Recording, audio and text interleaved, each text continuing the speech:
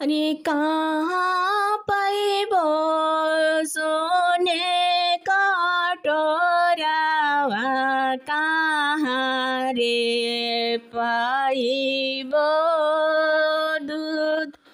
अरे कहाँ पाइबो पाकल पानावा, कहाँ रे पाइबो फूल। अरे कहाँ पाइबो आदित्य दुलारू, आया रागी आके हो बेर। रे सोनारा घरे सोने कटोरावा, ग्वालावा घरे हो दूध।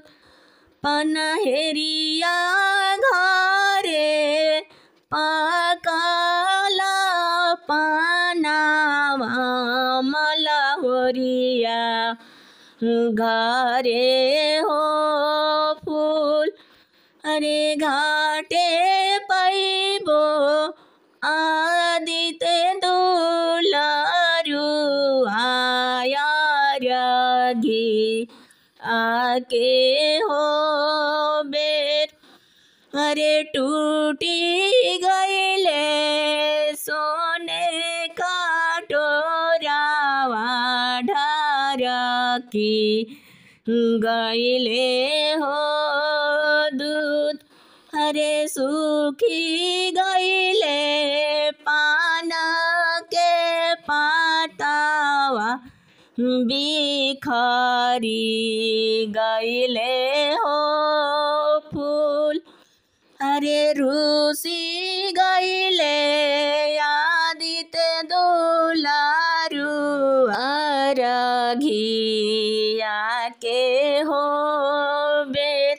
मंगाइए लेबो सोने कटोरावा, दुहाइए लेबो हो दूध। मंगाइए लेबो पान के पातावा, गाथाइए लेबो हो फूल। मनाइए लेबो आदित्य दुलारू, आया रागी आके